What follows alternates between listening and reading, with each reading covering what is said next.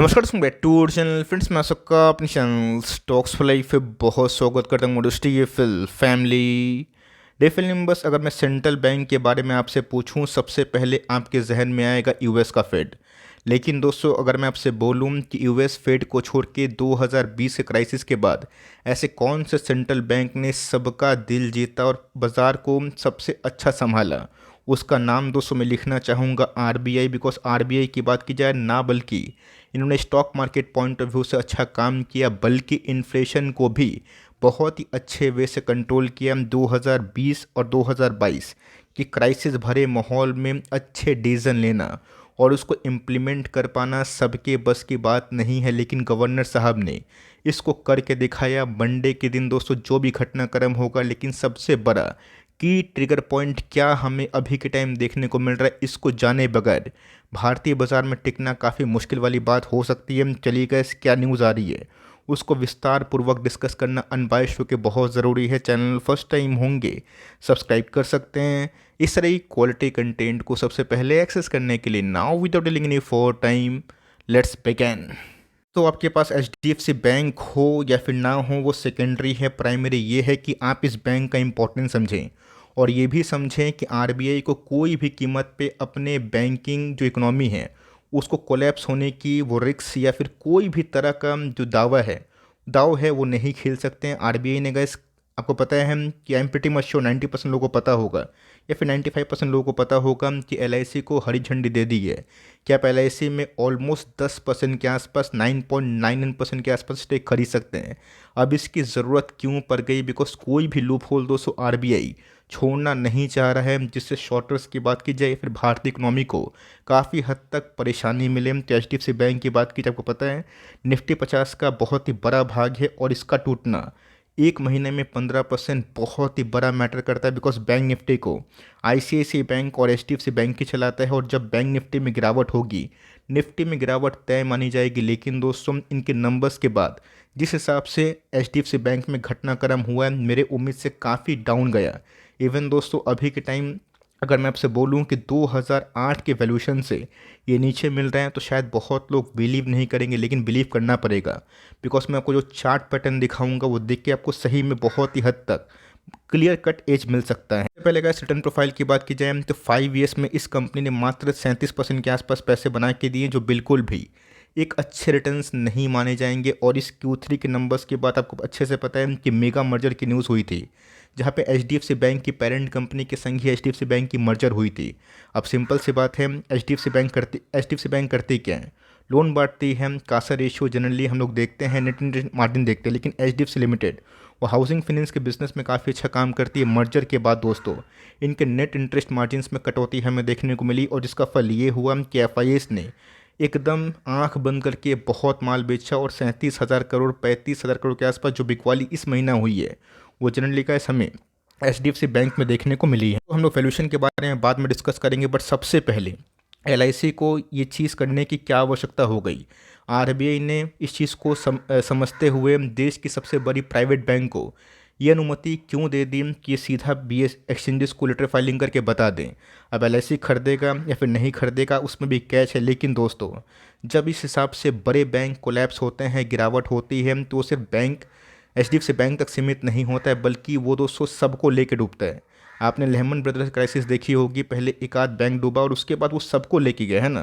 तो बोलने का मतलब ये है कि आरबीआई कोई भी तरह का रिस्क लेना नहीं चाहता है। अगर इधर पे एफआईएस बेचना चाह रहे हैं तो डीआईएस को वो खुली छूट देने की कोशिश कर रहे हैं। पहले गाइस ये समझना बहुत इंपॉर्टेंट है कि एलआईसी को जो मतलब एकदम सीधी छूट मिल गई है, झंडी, हरा सिग्नल कि आप एचडीएफसी बैंक में 9.9% के आसपास जो स्टेक है उसको ले सकते हैं। कि एलआईसी ने अभी तक कोई स्टेक लेकर नहीं रखा है। यस, 4-5% के आसपास जो स्टेक है एलआईसी खुद ही ओन करता है। लेकिन यस, अगर एडिशनल और भी खरीदने का मौका मिलता है तो ऑफकोर्स एलआईसी शायद पीछे नहीं हटेगा। बिकॉज यहाँ पे आरबीआई ने तो गैस हरी झंडी दे ही दी है। सिंपल सी बात है, ये गैस जो एग्रीगेट होता है, आपको पता है कि एलआईसी के पास बहुत पैसा है और पैसे होने की वजह क्या है? मैक्सिमम लोग जो इंश्योरेंस करते हैं वो लॉन्ग टर्म वाले होते हैं और जनरली गैस हमने ये देखा है कि क्राइसिस भरे माहौल में हमारे डोमेस्टिक इंस्टीट्यूशनी बाज़ार को संभालते हैं। एफआईएस का क्या है?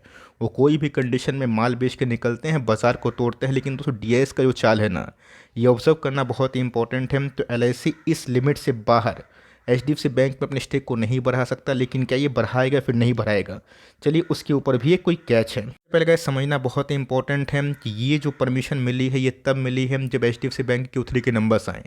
नेट इंटरेस्ट मार्जिन बहुत लोग को भाया इसलिए नहीं बिकॉज मर्जर के बाद वो कम हुआ है, और एचडीएफसी बैंक ने साफ साफ बोला है कि मर्जर के बाद वो पुराना नेट इंटरेस्ट जो मार्जिन है एनआईएम जिसको हम लोग बोलते हैं वो रिज्यूम करने में उनको 4-5 साल का वक्त लगेगा। अभी का जो वक्त है ना बहुत ही लंबा होता है।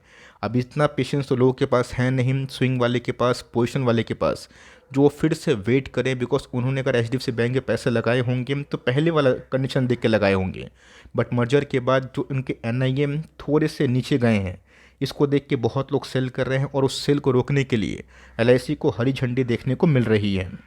तो ये पीरियड की बात की जाए ये संग संग नहीं होगा, इसमें कम से कम 1 साल का समय लगेगा। अगर आप देखें तो 24 जनवरी 2025 तक ये चीज़ अगर हो जाती है तो सही है, बिकॉज 1 साल का टाइम लिमिट एलआईसी को मिला। एलआईसी तो पागल है नहीं कि फटाफट अपनी स्टेक को बढ़ा लेगा। आप सबको अच्छे से पता है कि एलआईसी अगर बढ़ाएगा थोड़ी ना बोल के बढ़ाएगा, थोड़ा टाइम लेगा, समझ में नहीं आएगा। थोड़े स्टॉक अगर गिरते हैं, उनको मार्जिन ऑफ सेफ्टी दिखाई पड़ती है, वैल्यूबल सौदा मिलता है, तभी वो बढ़ा सकते हैं। दोस्तों इसमें एक बहुत बड़ा कैश है जो शायद बहुत लोग नहीं बता रहे हैं। अगर एलआईसी ऐसा नहीं करता है, अपनी एग्जिस्टिंग होल्डिंग को बढ़ा के 9.99% के आसपास नहीं लेके जाता है, इस पर कोई पेनल्टी नहीं लगेगा। ये ऐसा नहीं है कि आपके सर के ऊपर बंदूक लगा के आपको ख़रीदना है, इस तरह की कहानी है, ऐसा कुछ नहीं है। लेकिन यस अगर वो चाहें तो अपने स्टेक को इंक्रीज़ कर सकते हैं। It is not that they must increase. अगर आप देखें तो आरबीआई ने साफ साफ बोला है कि कोई ज़रूरी नहीं है कि आपको स्टेक बढ़ाना ही है, लेकिन अगर आप एचडीएफसी बैंक में स्टेक बढ़ाना चाहते हैं तो भाई लो, मैंने आपका लिमिट बढ़ा दिया, इस लिमिट के बाहर आप नहीं जा सकते हैं, और अपनी एग्जिस्टिंग होल्डिंग को आप चाहें तो थोड़ी बहुत बढ़ा सकते हैं। ऐसा गैस तभी होता है जब पैनिक मार्केट में होता है, और उस पैनिक के संग नॉट ओनली एचडीएफसी बैंक बल्कि पूरे इंटायर बैंकिंग का इंडेक्स गिरता है, और इंटायर बैंकिंग के इंडेक्स गिरने के बाद निफ्टी और सेंसेक्स पे क्लियर कट हिट होगा। निफ्टी सेंसेक्स गिरेगा तो मिड कैप स्मॉल कैप में क्या हरियाली होगी? बिल्कुल नहीं, पैनिक होगा। तो जो गैस पैनिक बीच में बहुत मचा था वो तो बहुत ही हद तक संभलता हुआ देखने को मिल रहा है, और मेरा ऐसा मानना है गोइंग फॉरवर्ड आने वाले एक क्वार्टर में ये और चीज़ सेटल हो जाएगा। लेकिन यस ये जो सौदा है ये सही है या फिर नहीं है, बिकॉज एलआईसी खरीदेगा तो ये सोच के खरीदेगा कि आने वाले कम से कम 3-5 साल में उनको भी कमाई हो, उनके भी शेयर के वैल्यू बढ़े। तो क्या ऐसा हो पाएगा या फिर नहीं हो पाएगा? चलिए चार्ट में देखना बहुत ही इंपॉर्टेंट है। ऐसी मौजूदा प्राइस की बात की जाए तो 50,000 करोड़ के आसपास माल एचडीएफसी बैंक में लेके बैठे हैं। ऑफकोर्स 11 लाख करोड़ के आसपास की मार्केट कैप है, 16 का पी है। कंपनी के आरओई की बात की जाए बैंकिंग में थोड़े कम होते हैं, बट इनके 17% के आसपास है। तो मैंने क्या बताया कि 2008 के वैल्यूएशन 2009 के वैल्यूएशन पे अगर आपको ध्यान पड़े ना, आपको ये समझ में आ जाएगा कि एचडीएफसी बैंक दोस्तों प्रॉफिट का पहाड़ बना चुका है। ये जो बार आप देख रहे हैं ये ईपीएस के बार है, और ये दोस्तों प्राइस टू अर्निंग इनकम जो 2009 के लेवल पे 20 के आसपास था। आज के भाव की बात की जाए 16 का पी कोविड से भी गाइस सस्ता मिल रहा है। मतलब यहाँ पे इतना पैनिक मच चुका है कि बहुत लोग इसको कोई भाव पे बेचने के लिए रेडी है। दोस्तों अपने साइड्स की बात करूँ तो मुझे तो कैसे बैंक पसंद है।